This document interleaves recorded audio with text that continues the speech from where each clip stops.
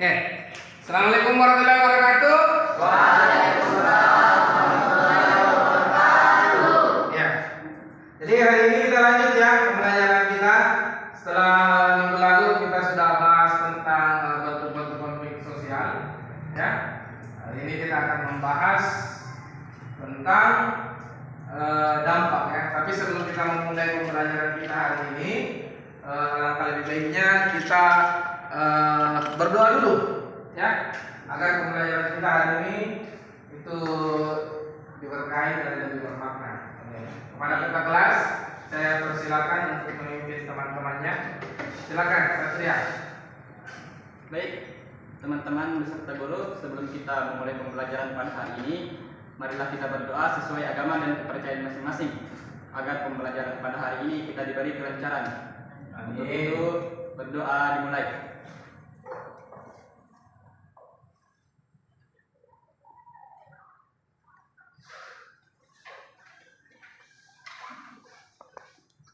Berdoa selesai. Ya. Oke, selanjutnya saya akan mengecek dulu kehadiran anak-anak semua. Apakah hari ini hadir semua? Hadir. Ada yang keluar bertanding? Ada, Pak. Ada. Oke, alhamdulillah dulu ya. Itu link tidak ada yang hadir semua kan?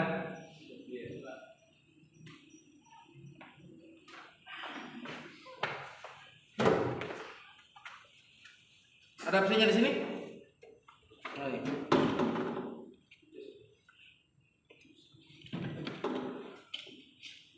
Ya, 15 orang ya, sesuai dengan jumlah yang ada ya.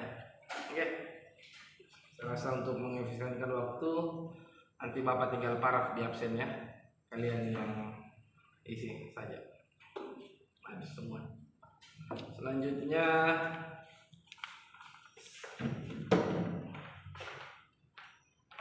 santai saja ya, relax.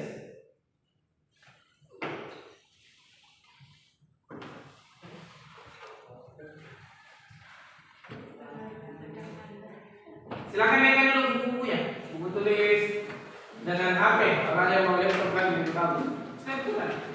Buku, pulpen, silakan dinaikkan. Sama tugas kelompok yang dulu kan saya sebutkan kalau dikatakan pada ya, dipersiapkan semuanya ya. Jadi terlalu banyak penggunaan kertas kemarin. Sebentar tugasnya kita melalui media apa saja biar lebih efisien. Tinggal nanti saya kirimkan kalian linknya, lalu setelah kalian selesai kirim lagi ke Bapak ya.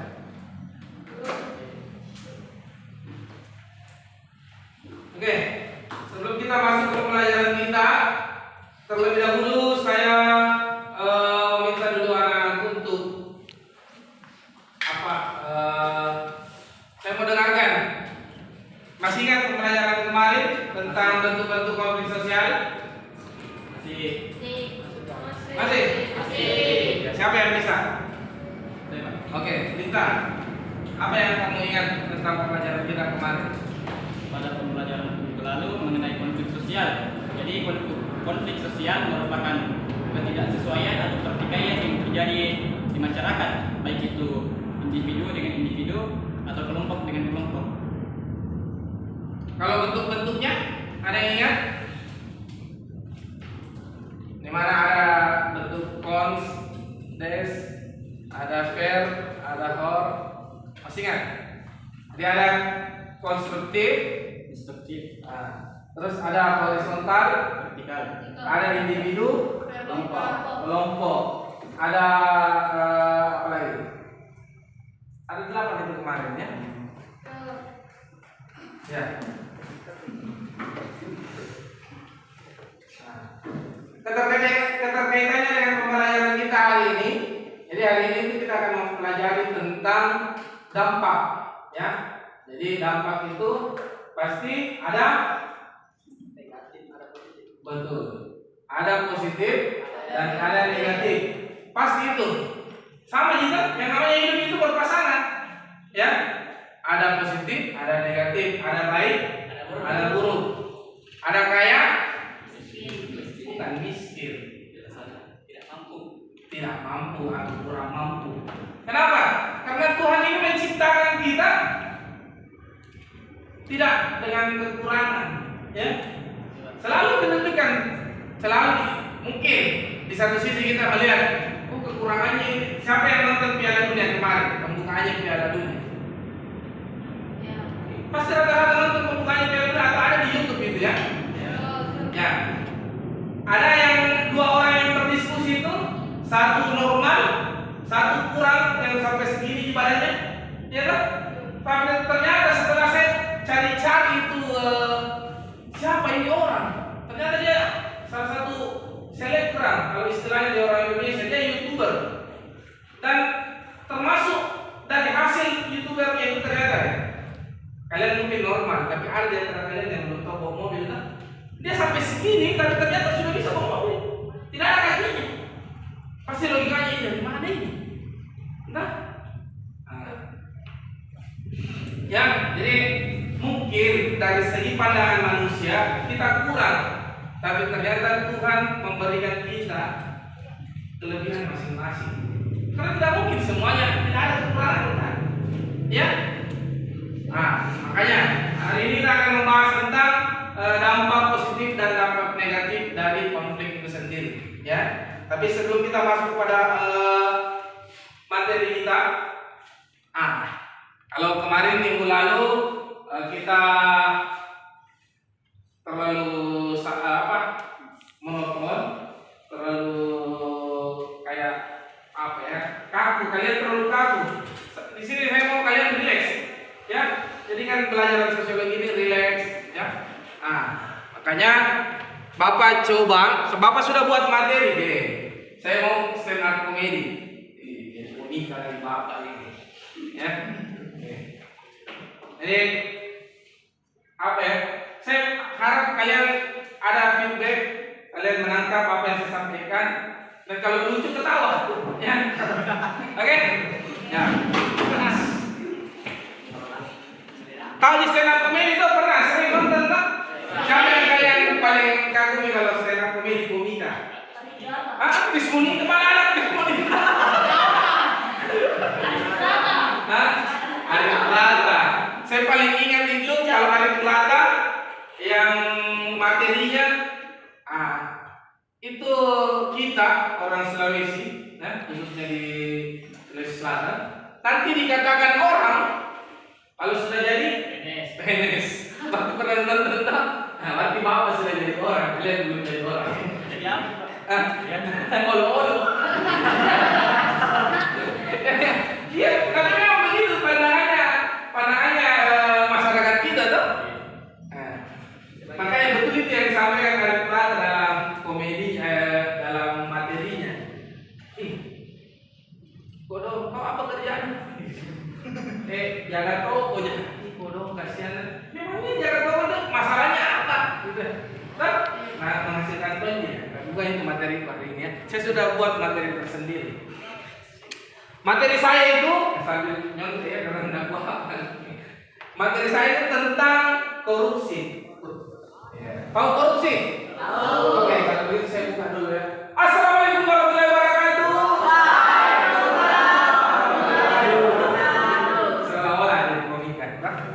Kalau dilihat di kampanye ini siapa? Mirip siapa? Lemon atau Abdel? Yang sebesar badan atau yang geriting ya? Dikit. Abdel. Jadi kalau komik itu ada beberapa orang. Saya pernah jadi panggil mereka bawa acara. Siapa? Yang orang Arab itu? Yang Arab itu ya? Aduh, sama Iko Marisa. Iya, saya pernah panggil dia mau hadir di Fajar Garapina sama Kemal Paling. Ya. Tapi hari ini Pak Saiful yang akan jadi. Iya. Oke, tadi saya sudah buka ya. Jadi korupsi. Tapi sebelum ke situ, saya mau tanya dulu sama kalian. Siapa yang pernah atau Kalian pernah buka YouTube atau masih ingat SEA Games ke-16? Tepatnya itu tanggal 11 November sampai 22 November 2011. Indonesia jadi tuan rumah kala itu, ya, yang diadakan di Jakarta, Palembang. Jadi dua tempat, Jakarta dan Palembang, ya. Nah, apa yang bisa kita ingat di situ? Ya. Yang saya ingat, Indonesia banyak meraih medali emas, ya. Nah, di situ kita harus berbangga. Aplaus untuk Indonesia.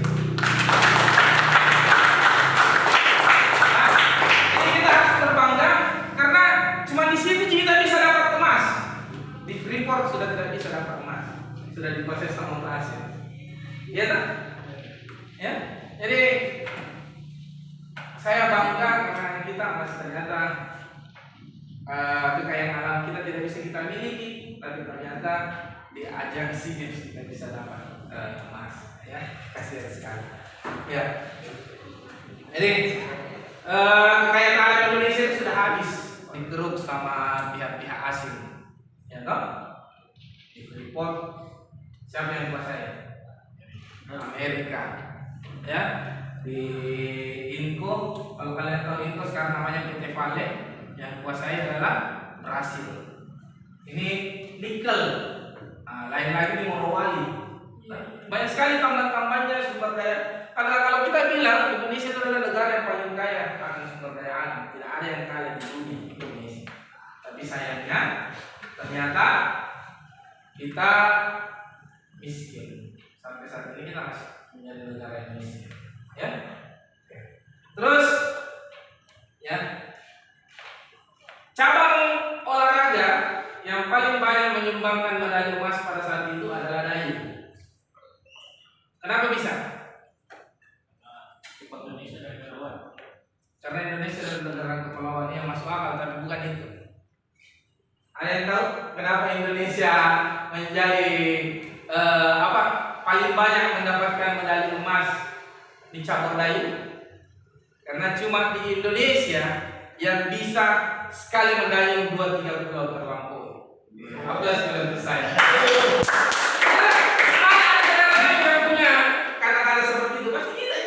Sekali mendayung 2-3 pulau terlampaui, ini sangat 2-3 pulau langsung. Bagaimana tidak juara? Baru itu 1 kali dayung, belum 2 kali dayung. Jadi kalau 2 kali dayung, kali 2. Kali dayung, ya. Kali bayar ya, gitu ya. Dan cuman di Indonesia, kemudian cabur kedua yang paling banyak menghasilkan emas pada saat itu adalah atlet karate. Siapa atlet karate di sini? Mungkin. Mungkin karate ya? Siapa lagi karate? Nada. Karate ya. Calon-calon pendulang emas nanti. Kelas untuk umur. Ya. Kenapa karate? Ya. Kenapa karate juga menjadi salah satu negara yang memberikan emas kepada Indonesia? Apa alasannya? Kira-kira ada yang tahu? Ya? Kenapa?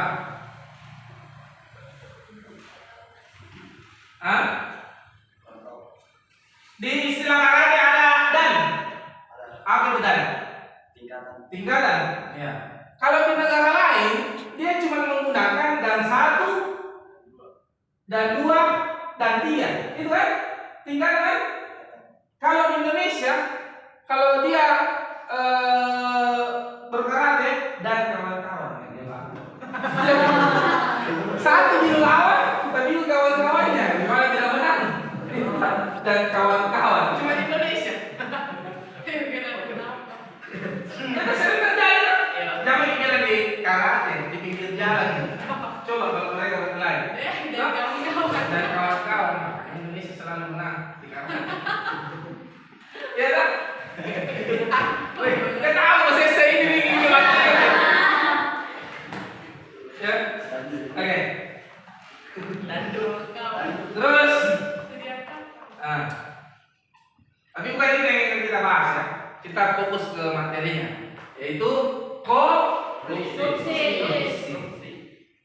atau koruptor. Apa itu kepanjangannya koruptor? Atau apa yang kalian tahu tentang koruptor? Hah? Sepeda. Maksudnya itu Pak Jokowi. DPR, anggota DPR, ya. Jadi koruptor itu adalah korban-korban pikiran kotor. Betul. Karena kotor pikirannya, makanya dia korupsi. Makanya koruptor, korban-korban pikiran kotor. Oke, saya mau tanya kenapa di Indonesia masih banyak korupsi? Karena banyak pikiran yang kotor. Karena banyak pikiran yang kotor. Terus apa lagi? Hah? Terpancing dengan uang yang banyak. Terpancing dengan uang yang banyak. Apa lagi? Nah, kalau kalian timbul pertanyaannya, maka saya timbul jawabannya. Ya. Kenapa? Karena hukum kita lemah. Ya, beda hukum di negara lain. Di Indonesia itu hukumnya lemah, beda dengan negara-negara lain.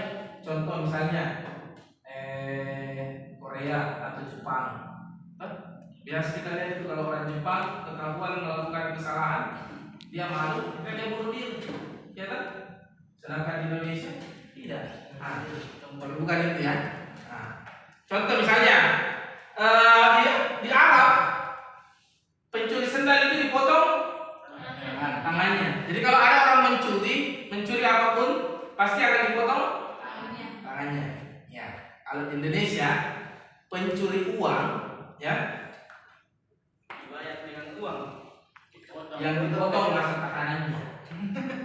Ya. Apa namanya kalau pemotongan masa tahanan? Rehabilitasi. Kalau rehabilitasi itu orang narkoba direhab.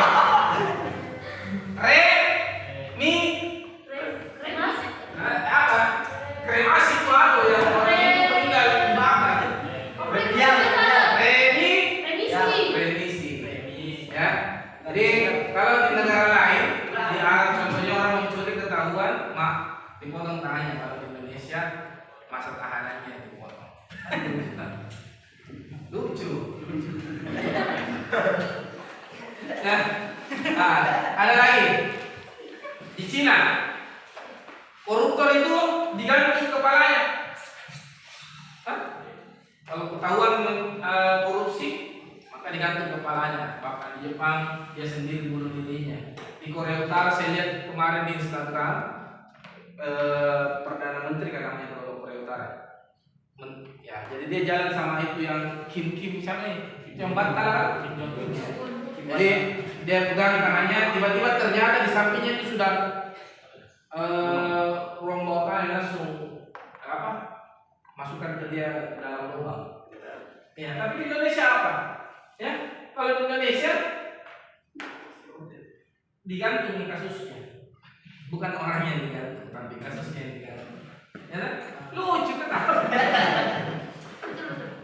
Ya, nah gitu ya. Makanya yang heran kenapa di Indonesia itu masih banyak korupsi, masih banyak pelaku koruptor, korban Pikiran kotor. mantap. Ya, gitu ya. Terus apa lagi? Nah, di Indonesia, ini juga yang unik di Indonesia ya. Di Indonesia semua ilmu, kebanyakan ilmu, maksudnya apa? Kalau diterapkan di hukum Indonesia tidak akan cocok. Ya, misal dokter mengatakan sakit itu disebabkan oleh virus, ya kan? Iya. Ya. Tapi dalam hukum Indonesia, ya, hanya gara-gara dipanggil orang bisa tiba-tiba sakit.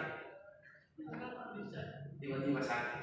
Jadi kalau di luar negeri itu, sakit ini karena terinfeksi virus ini.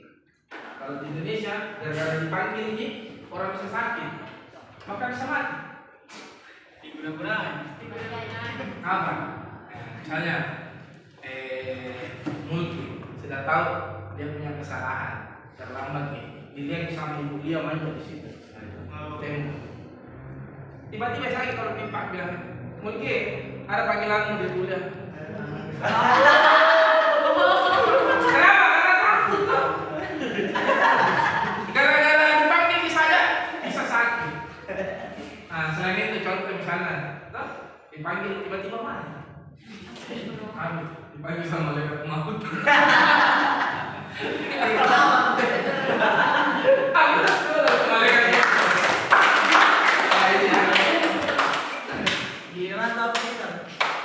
Di baru dipanggil Mulki, chat sama ibu dia.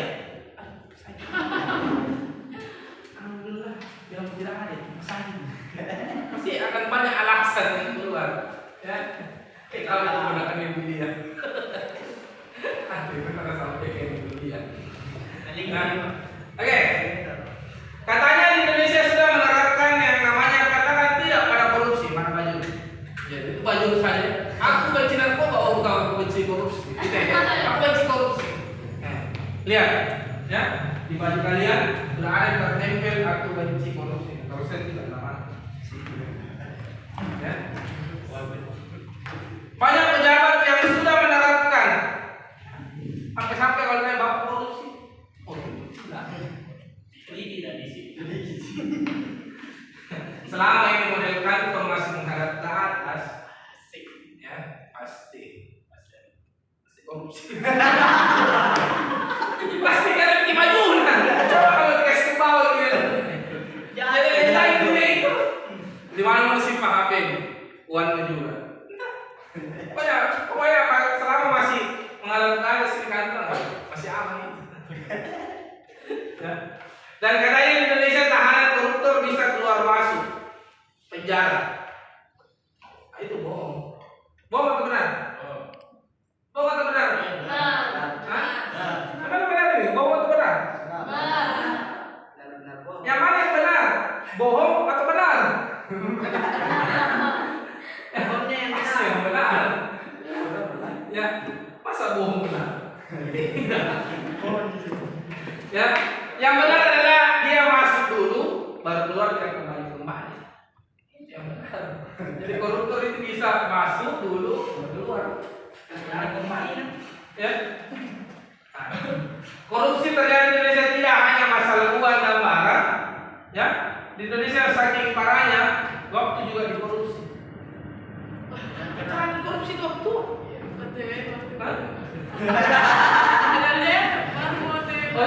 Tunggu Pak, jalan Pak ini. Padahal dia mandi melumpi. Siapa biasa begitu? Yang bilang. Saya. Ya betul ya. Jadi kalau pas sedang korupsi tidak harusnya berapa menit di saya stand up cuma begini. Sekian, terima kasih. Assalamualaikum warahmatullahi wabarakatuh. Sudah seperti komika. Bisa ini. Oke, dari mata stand up Bapak tadi materi yang sederhana, apa yang kalian bisa tanggapi? Apa yang kalian bisa ambil? Siapa yang bisa berkomentar? Ya, mungkin silakan. Mungkin. Ya, ayo. Masih sementara berpikir. Siapa yang sudah berpikir? Bintang? Ya? Bagus. Ayo. Bahwa korupsi itu adalah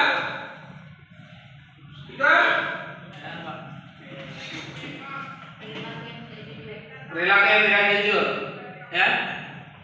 Apa? Dari candaan-candaan tadi kita sudah ada. Oh, perilaku yang tidak jujur. Ya.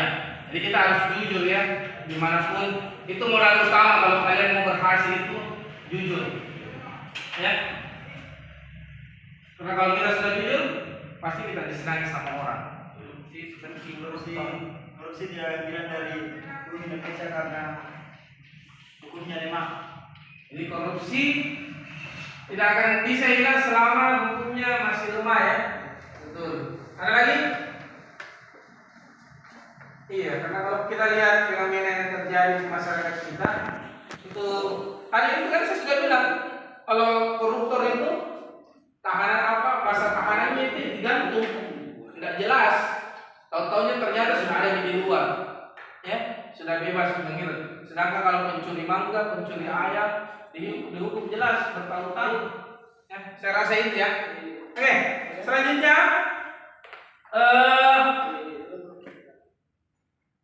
sebelum kalian masuk ke dalam kelompok,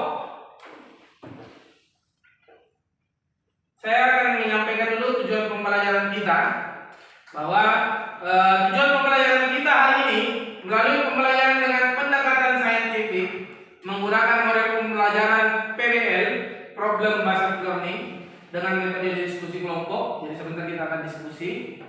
Penugasan dan presentasi kelompok dengan menggunakan LKPD.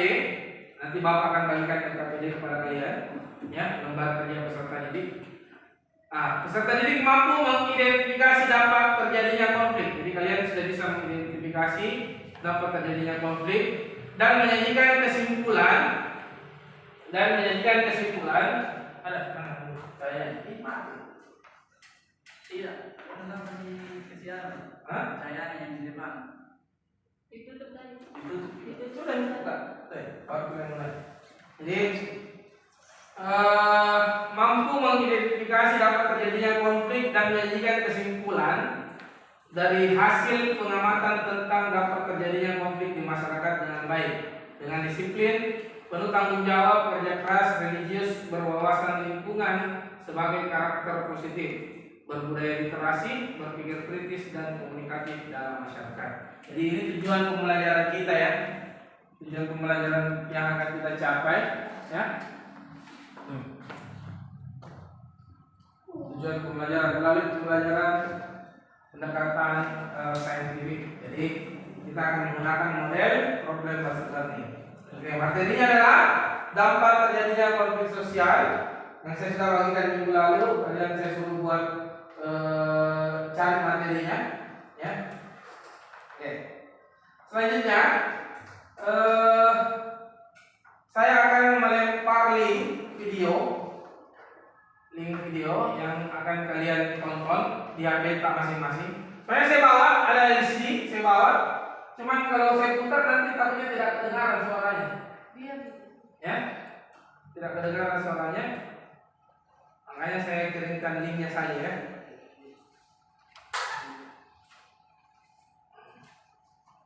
Silakan di grup kelas saya kirimkan lagi kalian linknya. Baru ditanggapi. Hah? Silakan dibagikan linknya. Silakan nonton. Silakan dilihat. Ya. Pokoknya itulah linknya tambah mani. Tetap kopihan. Ya. Jadi video ini tentang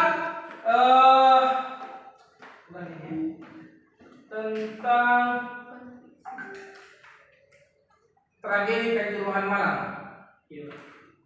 Silakan dilihat. Kalau lihat ke kanan, makanya saya ini kan. Ya, sambil saya putar di sini. Oh, yang banyak kan? Wah, ini suaranya nih.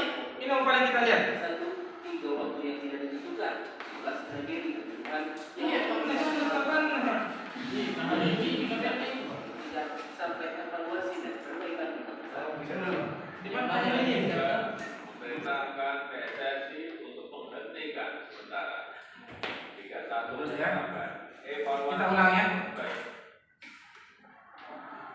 Presiden kemudian memerintahkan PSSI untuk menghentikan kompetisi sepak bola 3 waktu yang tidak ditentukan. 11 tragedi kebutuhan yang menewaskan ratusan orang. Jokowi meminta dan sampai evaluasi dan perbaikan dilakukan. Saya juga memerintah Siapa ini? PSSI satu sampai evaluasi dan perbaikan penanganan dilakukan. Saya menyesalkan terjadinya tragedi ini dan saya berharap ini adalah tragedi terakhir pula di tanah air. Jadi imbas dari tragedi ini memakan korban sampai ratusan. Kita tahu bahwa permasalahan di Malang ini merupakan duka yang cukup mendalam di mana menimbulkan banyak korban. Ini mungkin akan menjadi pelajaran berharga bagi kita semua ke depan. Dengan kompetisi Liga 1 ditunda, ratusan bobotoh tetap handai menukarkan tiket dengan gelar tiket berkode yang menjadi akses masuk stadion untuk menyaksikan laga match Persib kontra Persija di markas Kodim Ronald 18 BS di Kota Bandung hari Minggu. Bobotoh berharap agar laga match tetap digelar meski pertandingan harus ditunda.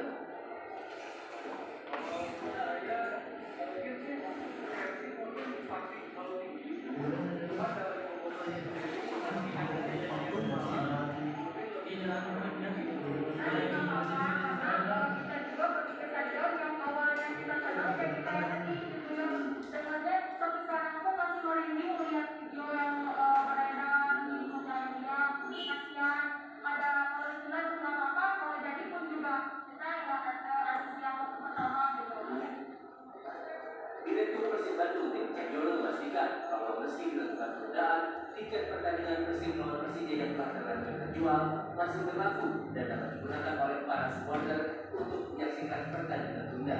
Tim Liputan CNN Indonesia.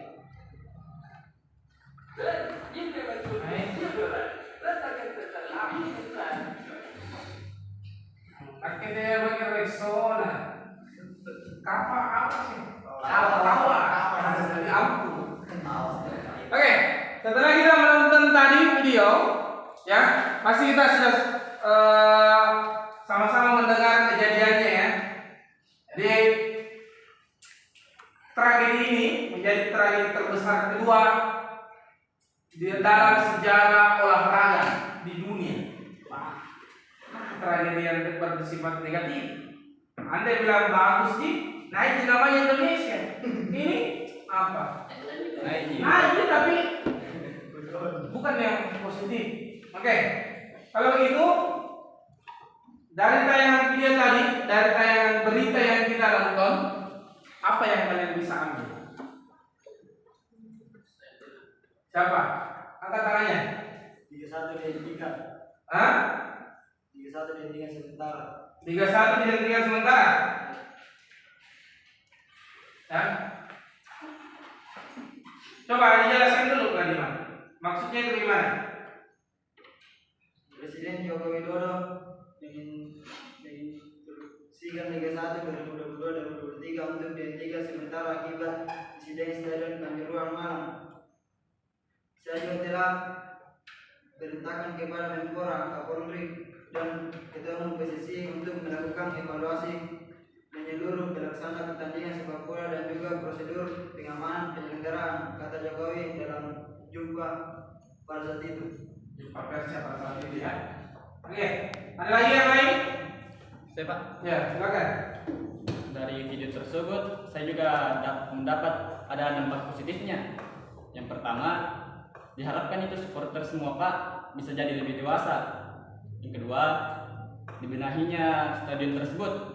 Serta yang ketiga, adanya banyaknya pesan rasa empati dari kalangan banyak orang terhadap kejadian tersebut.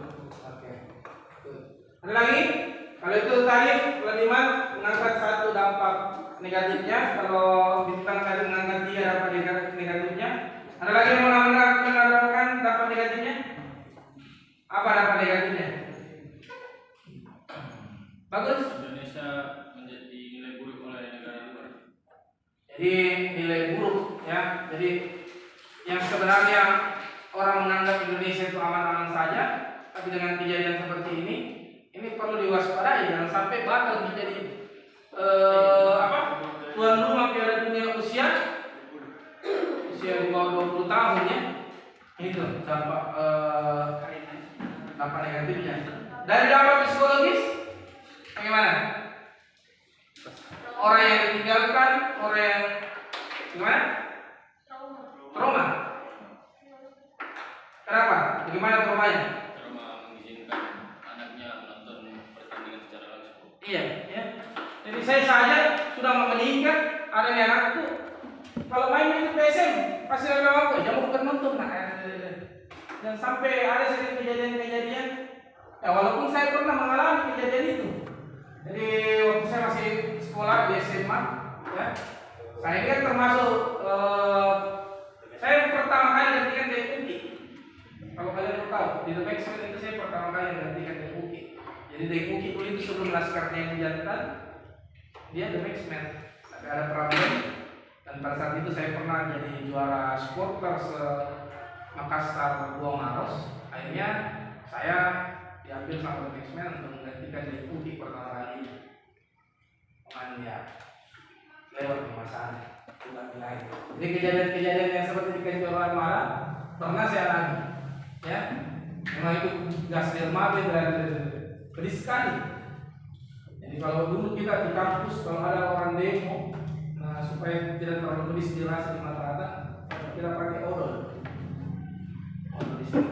Nah kalau itu bisa menghilangkan sedikit pedisnya itu gas air mata. Nanti lu rasa itu kalau kuliah. Oke, saya rasa itu ya. Ya. Kau tidak ikut demo tapi ada di kampus pada saat orang demo. Nah, mereka lagi kepolisian pasti pedis lu rasa karena udara yang bawa tuh angin yang bawa. Saya tidak pernah ikut demo. Saya bosman. Ya, oke. Iya, memang saya mantan ketua himpunan di kampus. Jadi alhamdulillah saya pernah jadi ketua himpunan di kampus saya dan saya lulus sebagai lulusan terbaik. Ya, jarang ada ketua himpunan begitu lulus jadi lulusan terbaik karena sibuk berorganisasi dan lupa di kuliahnya. Beda dengan saya menjadi lulusan terbaik. Ya, itu untuk motivasi buat kalian. Ya, oke. Sudah menonton video. Selanjutnya saya akan membagi kalian menjadi 4 kelompok sesuai dengan kelompok kemarin yang saya sudah bagikan. Bintang di kelompok 1 bergabung sama temannya. Diva kelompok 2 gabung di Bintang ke sini. Bentuk bangkunya atau di bangkunya.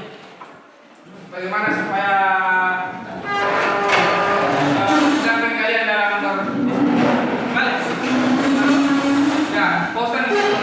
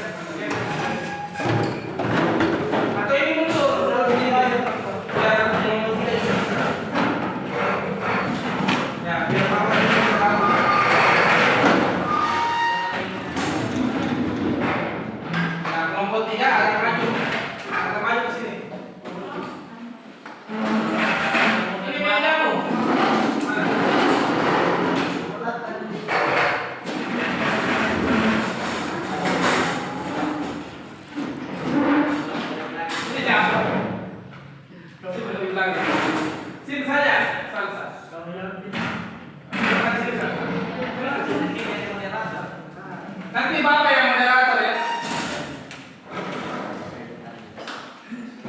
Oke. Yang kelompok 1, kelompok 2, kelompok 3 dan kelompok 4. Tugasnya saya minta yang kemarin ya. Jadi silakan didiskusikan sama temannya mengenai tugas yang minggu lalu. Tapi kalau kemarin kan saya sudah cari artikel. Nah, saya mau kalian tuangkan dalam bentuk media Canva. Silakan buka di HP. Tulis di Google media Canva. Nanti kalian buat ke dalam situ. Ya.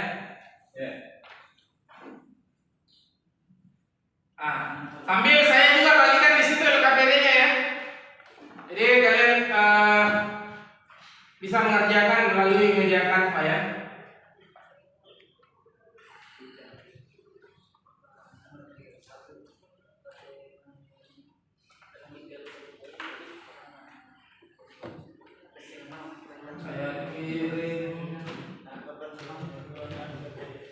Ya, silakan dibuat dalam meja kanva.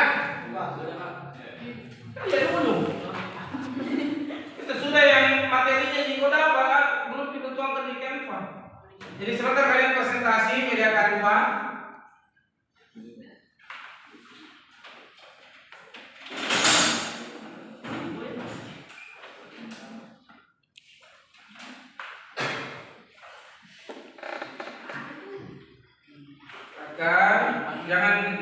Jangan ganggu temannya ya.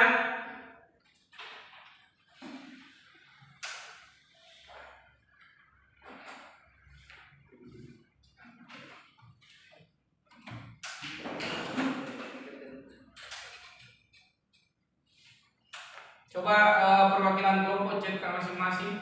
Jadi kelompok 1 bintang chat di sini siapa chat kayak nomor 1, di sini Salsa, di sebelah Ladiman atau Ikram.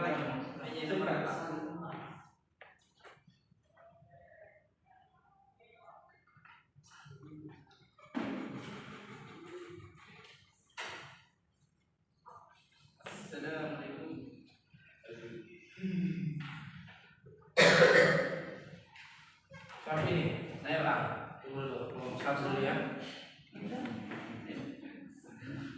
Jadi saya kirim linknya bintang. Sebentar setelah selesai media kampanye jangan kembali ke saya.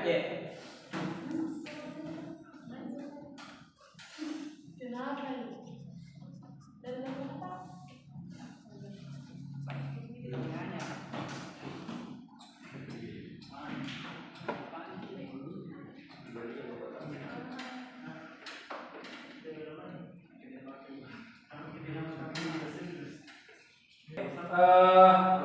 Jadi kelompok 2 linknya silakan dikerjakan dalam bentuk meja Canva.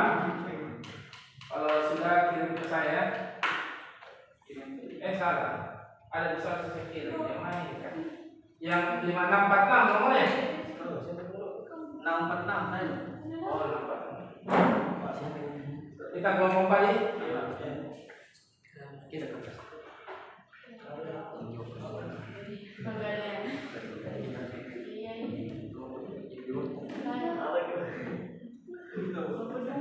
Salah itu linknya kelompok 2 itu salah. Kirimkan Pak.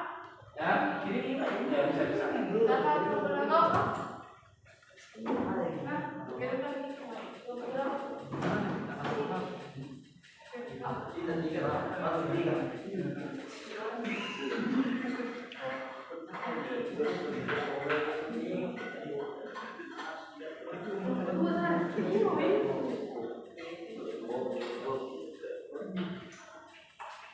Oke, silakan dikerjakan.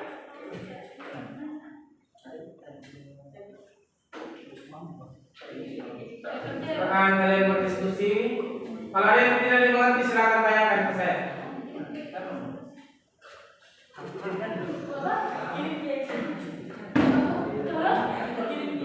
Di materinya tentang dampak pengaruh media sosial. Dampak positif ya. Apa dampak positif? Jadi artikelnya apa? Pengaruh media sosial terhadap perubahan sosial masyarakat di Indonesia. Oke, di situ nanti linknya juga ya.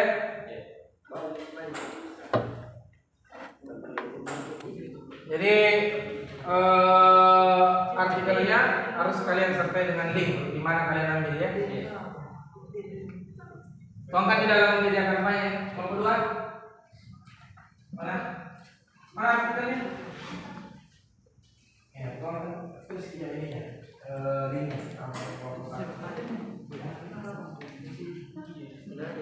Jadi artikel apa kita ambil kan?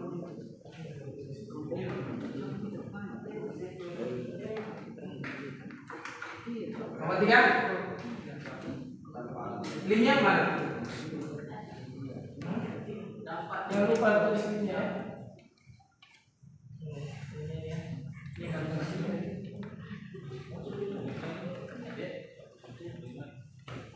Nomor 4. Dampak negatif konflik sosial. Apa linknya itu?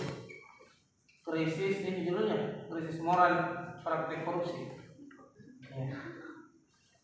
Linknya yang lupa dimasukkan ya. Oke, silakan dikerjakan. Kalau ada kesulitan silakan sampaikan ke Bapak apa yang tidak dimengerti. Jadi ada yang sudah kelompoknya masukkan dalam Canva. Saya Pak. Oke. Saya kirim. Sudah dikirim. Iya. Kalau sudah langsung kirim kembali ke saya.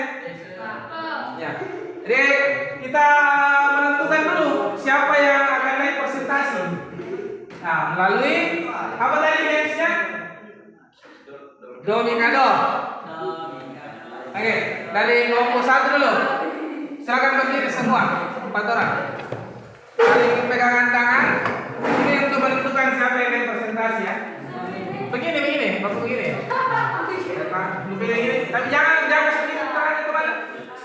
Ya, oke. Sudah, oke. Tahu lagunya? Hah? Tahu Gilbert? Bintang? Mau saya tahu? Sambil menyanyi kan? Dimulai. Mulai dari Gilbert.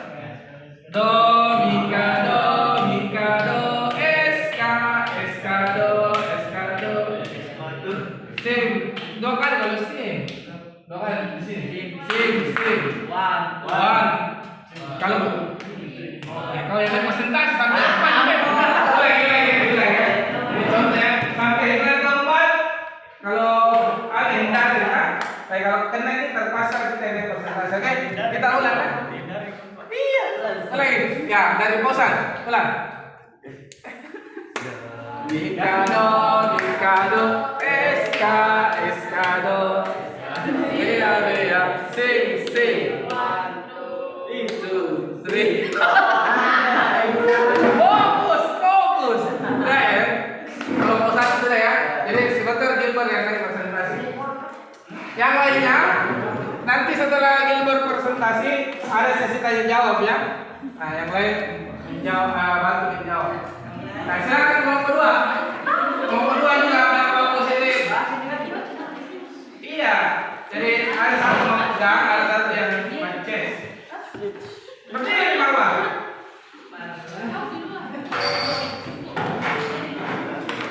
Ya, di sini ya. Siap? Ya. Jangan main dulu. Ya, silakan juga. Siap? Ya, dimulai dari Irna. Irna. Do, Mikado. Eskado, bea, sing.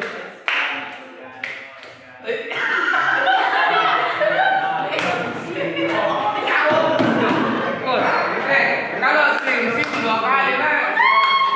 Jadi ini yang presentasi. Ayo.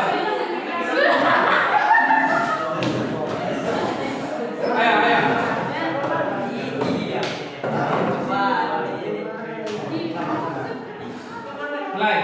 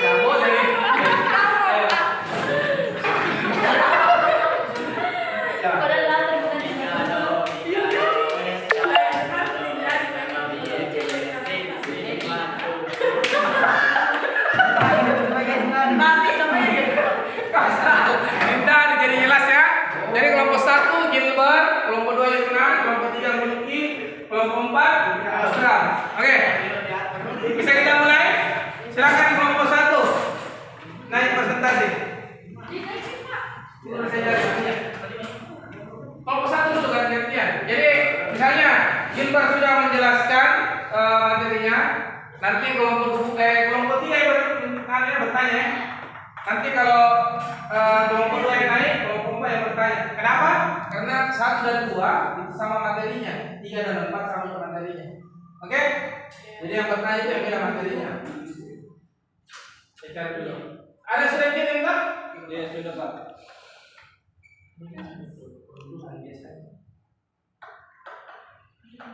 Kelompok 1. Silakan.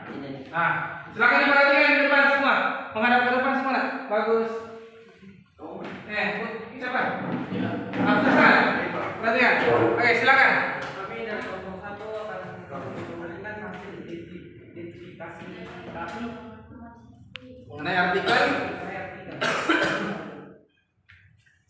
Ya. artikel pengaruh media sosial terhadap perubahan sosial masyarakat di Indonesia.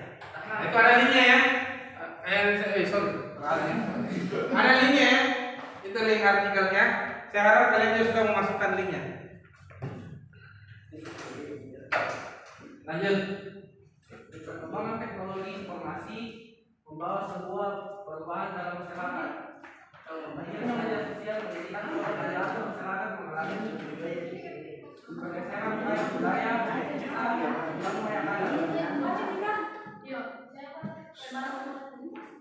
Indonesia dengan jumlah penduduk yang besar dengan berbagai kultur, suku, ras, dan agama yang beraneka ragam memiliki banyak sekali potensi perubahan sosial. Dari berbagai kalangan dan usia hampir semua masyarakat Indonesia memiliki dan menggunakan media sosial sebagai salah satu sarana guna memperoleh dan menyampaikan informasi publik. Media sosial adalah sebuah media online dengan para penggunanya bisa dengan mudah berpartisipasi, berbagi dan menciptakan isi meliputi blog, jaring sosial, Wikipedia, forum dan dunia virtual. Blog, jejaring sosial. Ini di sini. Dan wiki merupakan bentuk media sosial yang paling umum digunakan oleh masyarakat di seluruh dunia. Dampak positif dari media sosial adalah memudahkan kita untuk berinteraksi dengan banyak orang,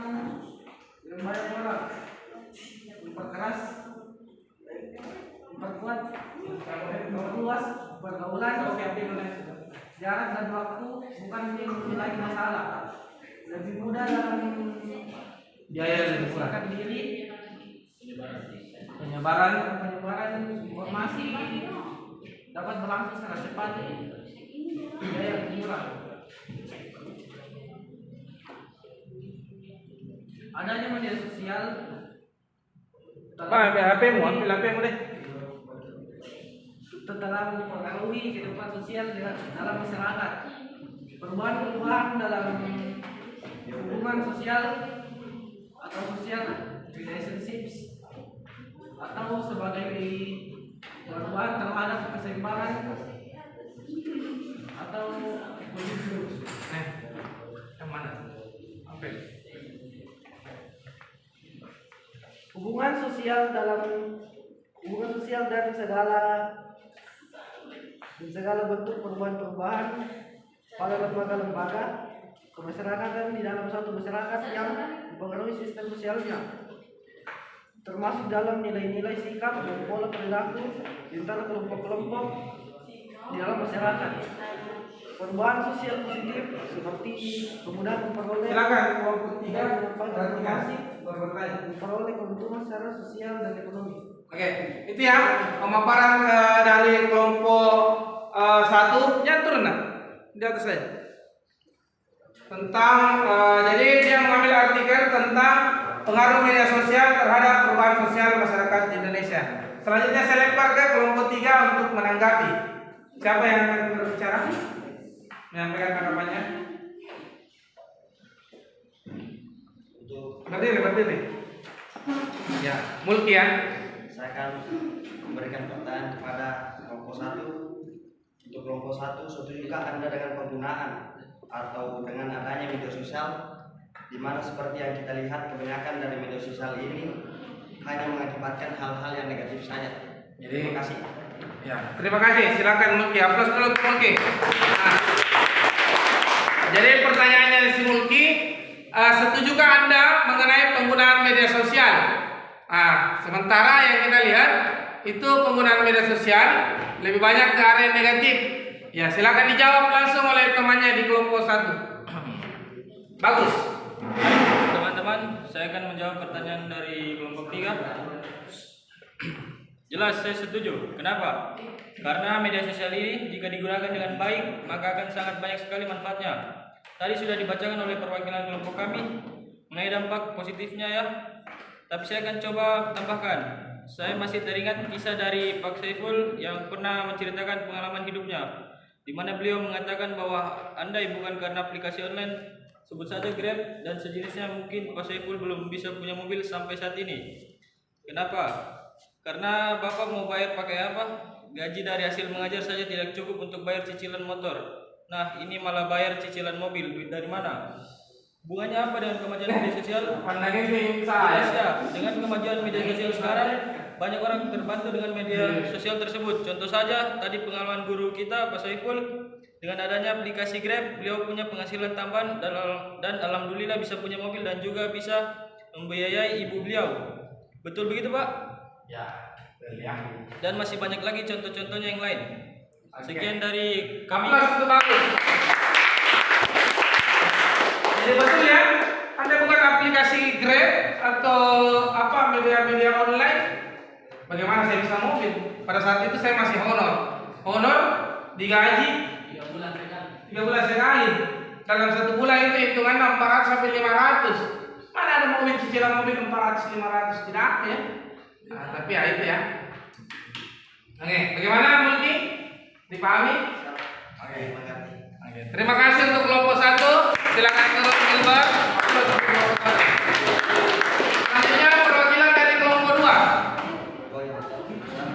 Nah, karena Irna terlalu pemalu, jadi digantikan sama Diva. Diva tahu ini.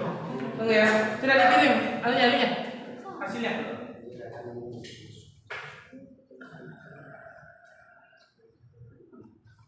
Oh iya ini ya. Silakan. Ini dia presentasi kelompok 2. Baik, kami dari kelompok 2 ingin mempresentasikan identifikasi artikel dari kelompok 2. Pertama, artikel tersebut menjelaskan dulu tentang pengertian konflik, di mana konflik berasal dari kata kerja lain yaitu konflik, yang artinya saling memukul. Secara sosiologis, konflik diartikan sebagai suatu proses sosial antara 2 orang atau lebih atau kelompok, di mana salah satu pihak berusaha untuk menyingkirkan pihak lain dengan cara menghancurkan atau membuatnya tidak berdaya.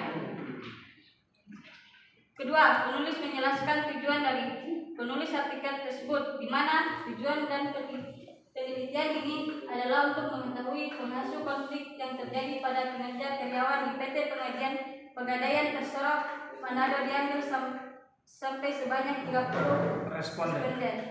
Selanjutnya mengenai metodenya, yaitu metode pengumpulan data yang digunakan adalah angket, wawancara, dan dokumentasi data analisis dengan menggunakan metode penelitian deskriptif, yaitu penelitian yang memadukan antara metode berkualitas dan kualitatif dan kuantitatif.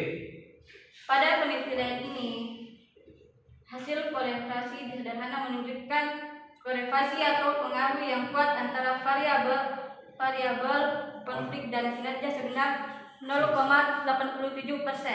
Dan berdasarkan perhitungan tersebut, maka dicari besarnya kontribusi konflik terhadap kinerja dengan hasil sebesar 75,69%.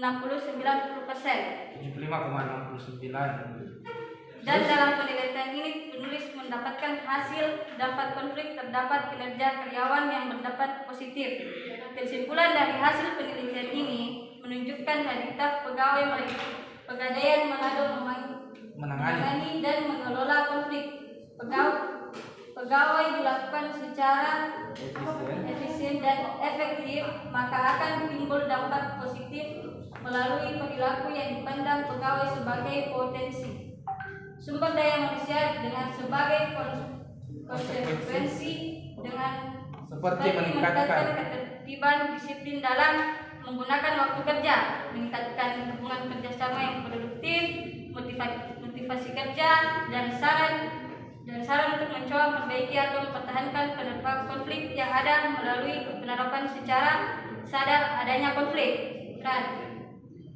Menerima kondisi dan stres dalam bekerja yang diakibatkan oleh konflik tersebut, berusaha untuk dapat mentolerir konflik akan berdampak pada peningkatan kinerja pegawai. Terima kasih. Ya, jadi kelompok 2 ini dia mengambil artikel tentang pengaruh konflik terhadap kinerja karyawan pada PT Pegadaian Persero Manado. Mengatasi masalah tanpa masalah. Oke, kita lempar kepada kelompok 4 untuk memberikan tanggapan. Siapa yang akan menanggapi? Silakan. Jadi kelompok 1 itu yang bertanya, kelompok 3, kelompok 2, kelompok 4 yang bertanya.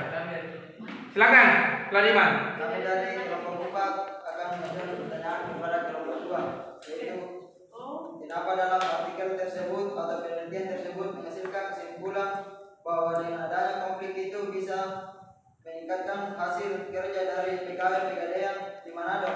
Apa trik dan tips yang diberikan dalam penelitian tersebut untuk mengelola konflik tersebut sehingga menimbulkan dampak positif? Oke, terima kasih Pak Diman. Langsung dijawab kelompok 2. Siapa lagi? Hikmah. Oke, Mas silakan. Oke, jadi kami akan menjawab pertanyaan dari kelompok 2. Karena konflik apabila mampu diatur dengan baik, apalagi Pegadaian ini adalah sebuah perusahaan yang lumayan besar, pasti akan banyak konflik yang terjadi. Tapi, ya itu dia kuncinya, konflik harus diatur dengan sedemikian rupa. Artinya, semua yang berkonflik atas dasar ingin memajukan perusahaan ke arah yang lebih baik. Jadi, konflik dalam hal ini ialah konflik seperti misalnya di jajaran pemimpin saling memberikan argumen bagaimana sebaiknya perusahaan ke depan, kegiatan apa-apa saja yang harus dilakukan guna mendukung kemajuan perusahaan Pegadaian tersebut. Begitupun pada kategori pegawai pelaksana lapangan, saling berkompetisi mencari nasabah dengan jalan yang benar. Artinya tidak menjelek-jelekan pegawai lainnya hanya untuk mendapatkan nasabah yang lebih banyak. Jadi itu dia trik dan tips yang ada di dalam artikel atau penelitian tersebut, bahwa konflik ini bisa berakhir positif apabila mampu dikelola atau diatur dengan baik. Oke, terima kasih. Aplaus untuk kelompok 2. Mana yang jelas ya tadi, Mas? Atau ada mau ditanggapi lagi? Oke, terima kasih. Silakan duduk di Pak. Lanjut ke kelompok 3. Kelompok 3, siap-siap kelompok 1 yang bertanya, oke? Silakan. Kenapa?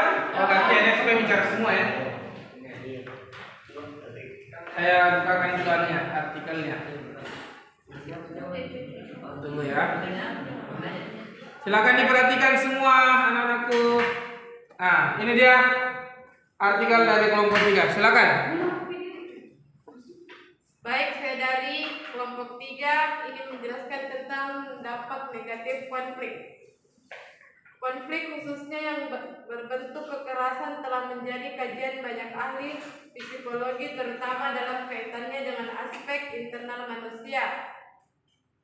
Sigmund Freud misalnya memandang kekerasan sebagai bentuk konflik atau pengguguran dorongan libidinal yang bersifat dasyaria dalam perspektif negatif. Konflik antar umat beragama dan antar agama di Indonesia tampaknya terus menjadi ancaman. Ternyata hidup rukun atau salam menuju kehidupan masih sulit untuk dilakukan. Mengapa manusia Indonesia yang beragama berpancasila yang terus membangun jiwa dan raga masih rentan saling menyakiti, bukan hanya fisik tapi juga fisik? Mengapa agak sulit menjalin hubungan sosial yang santun, toleran, egaliter? Apakah karena konstruksi sosial ras itu tidak benar?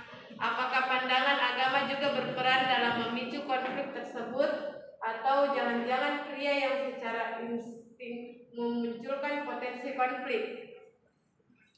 Ketidakmampuan menerjemahkan pesan wahyu yang mengakibatkan hilangnya orientasi atau ketidakpastian bahkan keputusan ini adalah salah satu masalah agama, yaitu masalah makna. Masalah ini adalah salah satu yang bisa menjadi salah satu penyebab keharmonisan hidup sulit terwujud dalam wujud yang sebenarnya. Berbagai upaya telah dilakukan untuk memecah belah dan mencari bangsa Indonesia karena agresivitas yang dulu dianggap sebagai bangsa yang agamis, santun dan lain-lain. Penyebab konflik dapat berupa politik, kesenjangan ekonomi, kesenjangan budaya, sentimen etnis dan agama. Namun politik seringkali diberi peran yang paling dominan dibanding dua faktor terakhir. Pesan beragama, bagimu agamamu, bagiku agamaku. Oke, itu ya. Ya, Pak. Jadi kelompok 3 ini mengambil artikel tentang hubungan antar umat beragama. Nah, jurnal yang diambil jurnal dakwah tabligh itu ada di situ linknya ya. Oke, kita lanjut dulu ke penanya. Silakan kelompok 1 memberikan tanggapannya. Jadi pertanyaan saya yaitu dengan masyarakat kita yang multikultural, tidak hanya agama, melainkan ada juga ras, agama, budaya, sosial, serta politik dan sebagainya. Jadi menurut pemateri, langkah apa yang harus dimiliki agar masyarakat kita terhindar dari konflik sosial yang bersifat negatif? Bisa dijawab langsung? Ya, silakan. Bila saya akan menjawab pertanyaan dari kelompok 1. Sikap yang harus dimiliki agar terwujud keharmonisan dalam kehidupan masyarakat. Sebagai makhluk sosial yang tidak bisa hidup sendiri, manusia memerlukan sosialisasi dengan orang lain. Tidak ada manusia yang dapat hidup sendiri, melakukan segala sesuatunya sendiri. Semua diperlukan bantuan orang lain. Oleh karena itu harus membangun hubungan baik antar sesama. Membangun kebersamaan warga sekitar itu caranya sangat banyak. Salah satunya melalui sikap yang ada pada dirimu sendiri. Sikap adalah pernyataan evaluatif terhadap objek, orang, atau peristiwa. Hal ini mencerminkan perasaan seseorang terhadap sesuatu. Sikap agar terwujud keharmonisan dalam kehidupan yang pertama mendahulukan kepentingan umum daripada kepentingan pribadi. Yang kedua, menghormati dan menghargai pendapat orang lain. Yang ketiga, tidak memilih jalan tetangga. Yang keempat, mau bersosialisasi. Yang kelima, tolong-menolong dalam membantu tetangga yang mengalami kesusahan. Dan yang terakhir, lebih mengutamakan mencari solusi daripada mencari siapa yang salah. Sekian dari kelompok saya. Aplaus untuk kelompok 3. Saya kembalikan ke penanya dulu. Bagaimana penanya kelompok 1? Sudah puas, Pak. Puas, oke. Ya, bisa diterima ya. Silakan saya bila turun kembali ke tempatnya. Aplaus juga untuk penanya. Terakhir dari kelompok 4. Siapa yang akan presentasi tadi? Ditangkai nih. Tinggal 5. Ya, siap-siap ya. Kelompok 2 yang menanya ya. Kelompok 2. Enggak, saya bukakan dulu.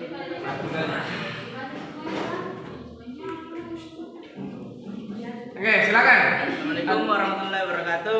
Waalaikumsalam warahmatullahi wabarakatuh. Kami dari kelompok 4 ingin mempresentasikan hasil diskusi kami atau artikel kelompok 4. Artikel ini mempunyai tujuan untuk menganalisis pada krisis moral, praktik korupsi dana bantuan sosial COVID-19 oleh Mansos Juliari Batubara di Indonesia dan hubungannya terhadap sikap Altruisme. bangsa. Penulis jurnal ini menggunakan metode studi literatur sehingga data-data analisis diperoleh dari jurnal-jurnal atau artikel terdahulu yang terkait dengan masalah penelitian ini. Hasil analisis didapatkan bahwa kerentanan penyalahgunaan dana kesejahteraan sosial dalam penanganan COVID-19 dapat ditunjukkan dari informasi operasi tangkap tangan atau OTT KPK pada 4 dan 5 Desember 2020 terhadap pejabat Kemensos diduga terlibat korupsi bantuan pendapatan di Kementerian Sosial RI pada penanganan pandemi COVID-19 di Jabodetabek tahun 2020 dan menetapkan Juliari Batubara selaku tersangka dalam perkara tersebut. Ditinjau dari segi etika, praktik korupsi ini tentu melanggar etika administrasi yang menurutnya setiap pejabat politik harus bersikap jujur, amanah, suka menolong, keteladanan, dan rendah hati ketika menjalankan tugas yang dibebankan kepadanya. Hal ini tidak mencerminkan penerapan prinsip etika altruisme dan hanya menguntungkan diri sendiri, bukan masyarakat luas.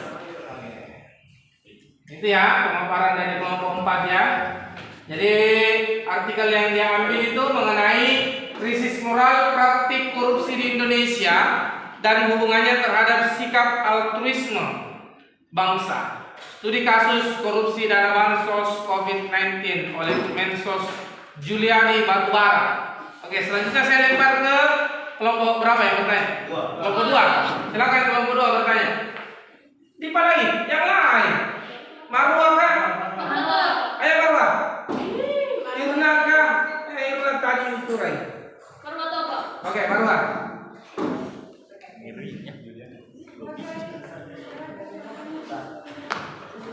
Jangan ketawa kamu naik.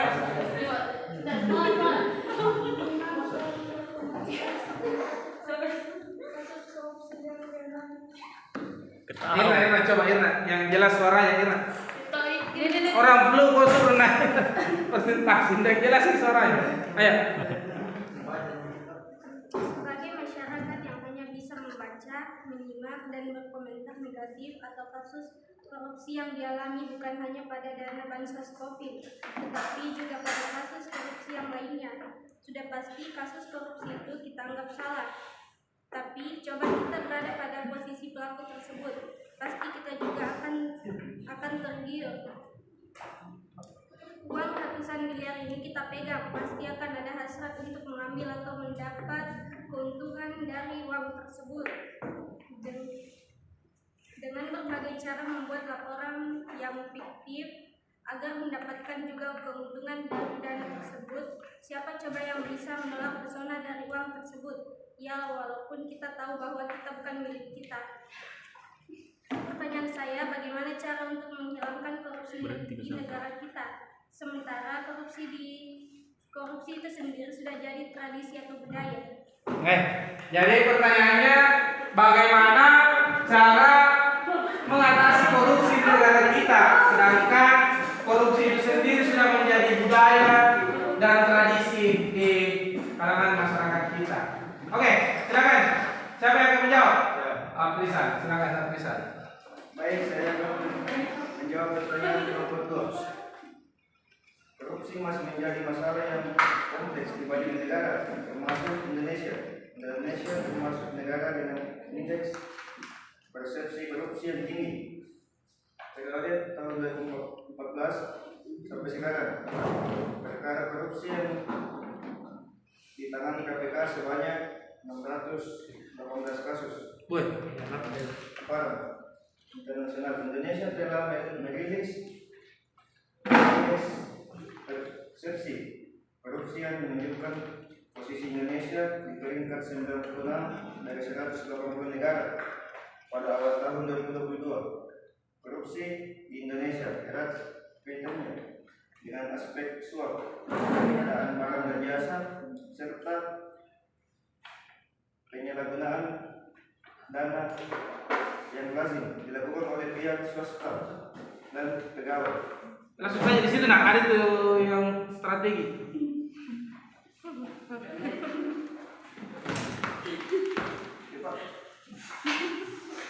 Bagian bawah itu pelayanan publik yang memburuk, tingkat kesehatan yang rendah, pendidikan yang tidak memadai, tingkat kecemasan masyarakat, dan banyak indikator negara sejahtera lainnya belum mencapai. Dengan kata lain, harapan Indonesia negara impian masih jauh dari harapan. Terima kasih. Ya, itu ya. Jadi saya sedikit menambahkan. Jadi ada strategi yang dilakukan untuk memberantas korupsi, yaitu represif, di mana represif di sini ialah menjerat koruptor ke meja hijau, membacakan tuntutan serta menghadirkan saksi-saksi dan alat bukti yang menguatkan. Inilah tahapan yang dilakukan, yaitu penanganan laporan pengaduan masyarakat, penyelidikan, penuntutan, dan pelaksanaan putusan pengadilan. Ya. Nah, perbaikan sistem juga, ya, harus diperbaiki sistem kenegaraan kita, ya. Terus edukasi dan kampanye. Kalau di sekolah sudah diajarkan, sudah beredukasi, sudah berkampanye. Mana buktinya, Pak? Itu di bajumu. Aku benci korupsi, ya. Aku benci narkoba. Itu adalah bentuk-bentuk kampanye yang secara tidak langsung kalian mungkin tidak sadari kalian sudah melakukan, ya. Itu dia, ya. Oke, bagaimana penanya? Jelas? Oke. Silakan kembali ke tempat duduknya. Aplaus dulu untuk kita semua. Ya. Jadi sebenarnya kalau kita mau berbicara korupsi itu banyak, ya. Banyak cara yang dilakukan sebenarnya untuk menghindarkan itu. Ya. Nah, kalau strategi pencegahannya itu tadi, ya, di sekolah-sekolah mulai dari tingkat SD sampai kampus diajarkan kita, ya. Nah, selanjutnya kita masuk ke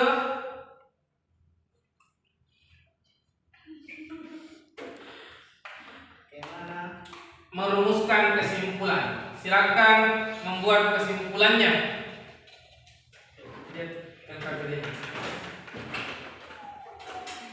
Ya, silakan. Siapa yang bisa merumuskan kesimpulannya? Saya, Pak. Ya, silakan kita.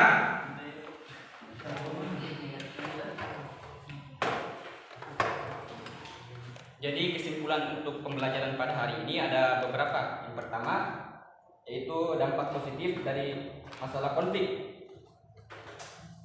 Yang pertama, menguatkan solidaritas antar individu atau kelompok. Yang kedua, mendorong terciptanya norma baru di dalam masyarakat. Yang ketiga, timbulnya penyesuaian atau adaptasi norma sosial di masyarakat. Yang keempat, lebih termotivasi untuk memegang teguh nilai-nilai yang dianggap penting. Yang kelima, mengoptimalkan efektivitas di dalam perusahaan. Yang keenam, menyertakan berbagai kekuatan dari kelompok yang ada. Yang ketujuh, meningkatkan integrasi dalam ruang lingkup internal. Dan yang terakhir, mendorong terjadinya perubahan sosial untuk menghilangkan kesenjangan sosial dan ekonomi. Lalu, adapun dampak negatif dari masalah konflik, yang pertama, menciptakan kondisi yang tidak teratur di dalam masyarakat. Yang kedua, mengancam norma dan nilai sosial yang sudah terbentuk sebelumnya dalam masyarakat. Yang ketiga, menciptakan sifat prasangka buruk dalam kelompok. Serta yang terakhir, hilangnya kontrol sosial dalam masyarakat. Ya, aplaus untuk kita. Jadi, ketika kita berbicara konflik, ya, konflik itu tidak bisa dihilangkan, ya. Jadi Bapak sedikit menyimpulkan, ya, dari hasil pertemuan kita hari ini, bahwa konflik itu tidak bisa dihilangkan dalam kehidupan kita. Mulai kita dari bangun tidur sampai kita tidur kembali, itu pasti kita alami konflik. Tapi terkadang kita tidak sadari, oh ini paling yang namanya konflik. Contoh misalnya, ya, ketika kita mau tidur, kita sudah merancang besok ini harus cepat-cepat bangun sembahyang subuh, ya toh? Setelah sembahyang subuh, saya ke latihan. Setelah saya latihan, saya sarapan dan kembali ke sekolah. Tapi ternyata pada proses pelaksanaannya tidak seperti itu yang terjadi. Sudah begini, sudah dipersiapkan, sudah kita rancang. Cepat pergi tidur. Setelah kita tidur, bangun sembahyang subuh. Ternyata ngantuk bisa deh, sudah sembahyang subuh.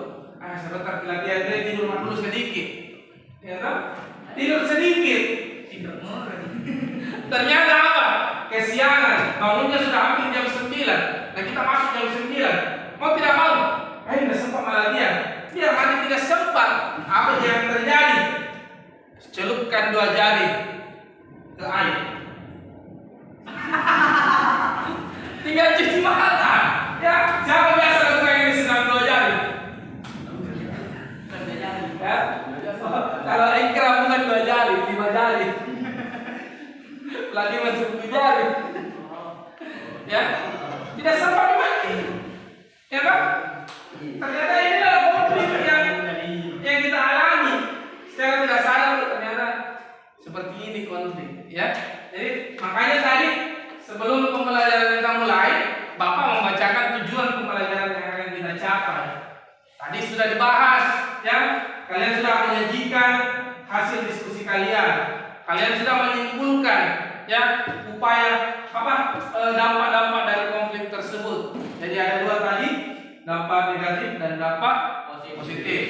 Jadi ternyata konflik itu membawa juga ke dampak positif. Tidak semerta-merta cuma dampak negatif. Oke. Ya, saya rasa itu ya mengenai dampak positif dan dampak negatif konflik. Selanjutnya ada LKPD tadi saya bagikan, silakan dikerjakan itu. Ya, silakan dikerjakan tugasnya.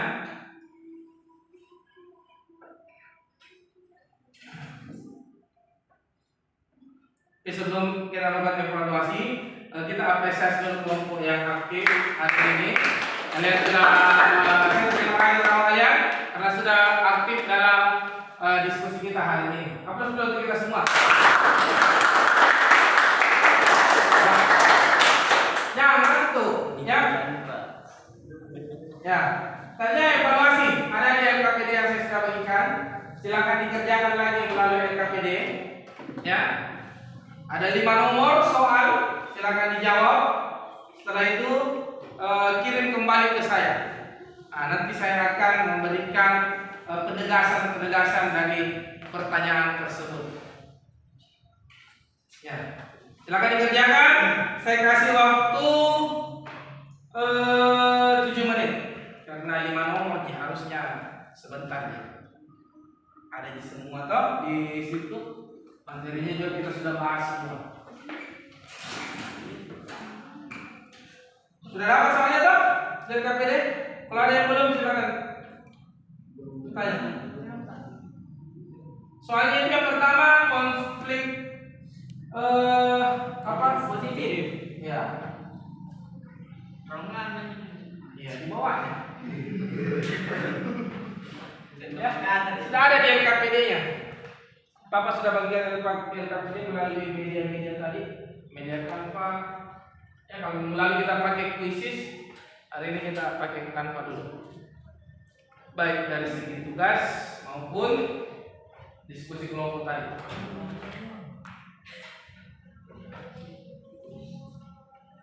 Silakan dijawab. Baca, sebentar salah. Sekalipun itu di copy paste dari Google, kita juga harus baca. Itulah kenapa media sosial ini, internet ini sangat berguna buat kita, khususnya kita seorang pelajar, karena memudahkan kita mencari informasi. Ya, tapi setelah didapat, sebaiknya ditelaah, dibaca, dipahami.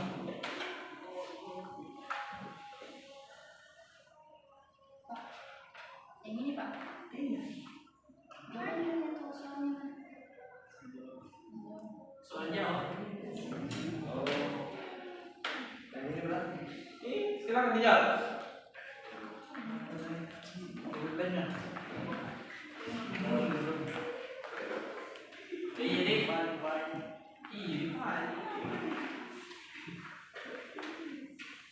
Kita jawab bersama ya. ya Oke. Nomor 1. Apa soalnya? konflik positif.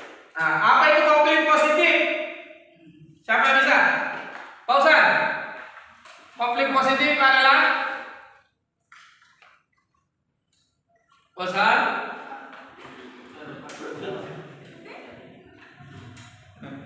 Silakan. Saya Pak. Nah, hikmah. Konflik positif atau konflik merupakan konflik yang terjadi di masyarakat yang dapat berakibat positif atau bersifat membangun bagi kelangsungan aktivitas masyarakat. Konflik mengarah pada hal yang dapat membuat masyarakat menjadi lebih maju. Sedangkan konflik negatif adalah konflik yang kemudian berakhir kekerasan yang bersifat destruktif atau merusak.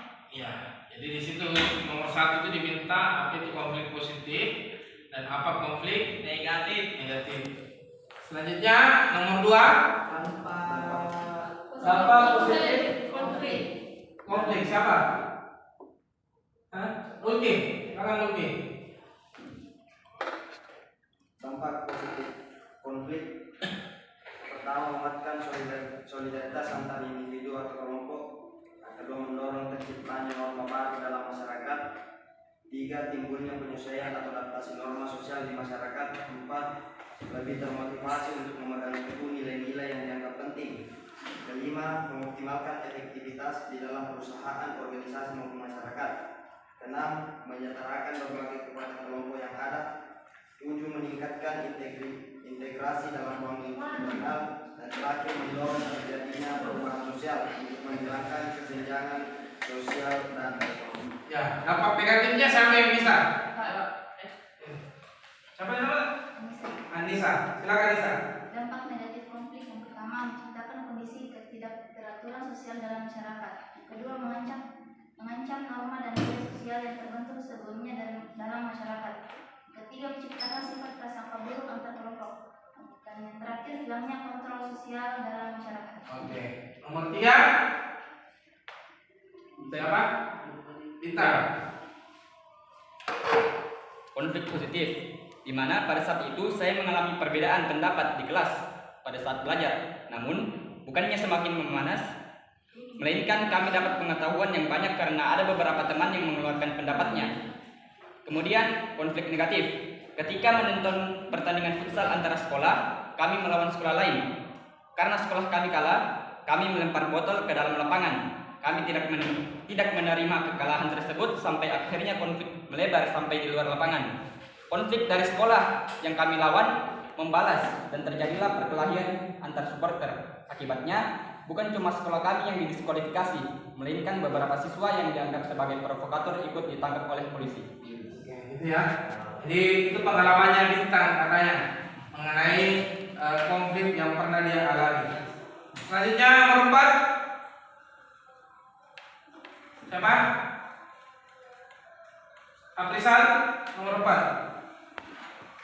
Jelasnya apabila terjadi konflik di dalam suatu organisasi atau lembaga yang tidak bisa diselesaikan, pasti akan terjadi keretakan hubungan, baik yang bersifat individu maupun kelompok, karena pasti kita tidak akan nyaman berada pada organisasi atau kelompok tersebut. Oke, terima kasih Aprisal. Terakhir nomor 5, poin-poinnya saya dibaca mungkin. Siapa bisa nomor 5? Pertama, bertambahnya solidaritas anggota kelompok. Yang kedua, terjadi keretakan dalam kelompok. Yang ketiga, berubahnya kepribadian individu. Yang keempat, hancurnya harta benda dan jatuhnya korban jiwa. Yang kelima, komodasi, dominasi, dan takluknya salah satu pihak. Oke, terima kasih. Jadi itu ya. Jadi kalian sudah kerjakan, silakan kirim ke saya kembali. Saya akan periksa nanti di rumah. Ya. Sudah Pak. Selanjutnya Bapak akan membagikan lagi materi untuk pertemuan selanjutnya, ya, untuk pertemuan besok minggu depan ya. Ya. Ya. Kelompok 1 dicatat materinya. Silakan membuat terserah mau clipping mau apapun. Tidak ya. Minggu depan saya mau coba kita yang berbeda lagi. Jadi silakan silakan cari materinya sebanyak mungkin. Kita akan melakukan semacam podcast atau seperti bisa juga dibilang talk show. Ya, talk show. Talk show ya. Itu ya. Jadi kalian semua naik, saya akan memberikan pertanyaan-pertanyaan dan nanti juga teman-teman dari kelompok lain akan memberikan pertanyaan. Ya, oke. Kelompok 1 materinya tentang mediasi dan arbitrasi. Kelompok 2 adjudikasi dan kompromi. Jadi ini bentuk penyelesaian konflik ya.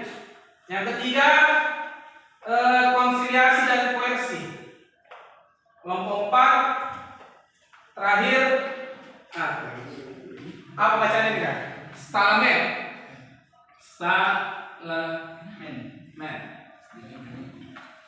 Jadi ada 7 bentuk atau upaya penyelesaian konflik. Nah, saya sudah bagikan ke kalian. Silakan dicari materinya sebanyak mungkin. Minggu depan pada pertemuan selanjutnya kita akan melakukan podcast atau semacam talk show. Oke. Saya rasa itu ya. Sebelum saya mengakhiri, saya mau tanya dulu sama kalian. Bagaimana pertemuan kita hari ini? Apalagi? Keren. Mendapatkan ilmu tentang konflik negatif dan konflik positif. Oke, mantap sekali. Ya. Jadi mudah-mudahan apa yang sekiranya tujuan pembelajaran kita itu tercapai dan ilmu yang kita dapatkan hari ini bisa bermanfaat untuk kita. Baik itu dalam kehidupan bersekolah, mencari ilmu maupun dalam kehidupan bermasyarakat. Ya. Saya rasa demikian. Sebelum Bapak tutup, saya mau memberikan sedikit kalian motivasi. Ya. Kalau Fajar Sad Boys. Ini ada si cewek narasinya. Dipa yang gampang. Dipa tahu apa? Dipa. Kamu fans sama Fajar? Oke. Ada kata-kata yang bisa kita ambil dari Fajar Sad Boys. Yaitu orang yang orang yang berjuang akan kalah dengan orang yang berjuang. Apa maksudnya? Hari ini kau berjuang jagakan orang. Besok-besok itu cewek yang ketemu dengan orang yang berjuang dan tinggal ya tuh. Jadi selama kita dalam berpacaran, selama kita dalam membuat hubungan dengan orang lain. Kenapa? Ya namanya manusia berubah-ubah ya. Nah, ya. Semakin kau cinta semakin kau sakit hati. Semakin kau cinta semakin kau sakit hati. Yang kedua, sakit boleh, bodoh jangan. Yang terakhir, kalaupun kalian jomblo hari ini untuk para jomblo, jadilah jomblo yang seperti tiang bendera. Maksud apa itu Pak? Selalu dihormati. Tidak banyak orang suka, tapi semua orang hormat. Saya rasa cukup sekian pertemuan kita hari ini. Jadi sebelum menutup pembelajaran kita hari ini, marilah kita berdoa dan doa akan dipimpin oleh ketua kelas. Silakan. Teman-teman beserta guru, sebelum kita mengakhiri pembelajaran pada hari ini, marilah kita berdoa sesuai agama dan kepercayaan masing-masing agar dalam perjalanan pulang kita diberi keselamatan. Amin. Itu berdoa dimulai.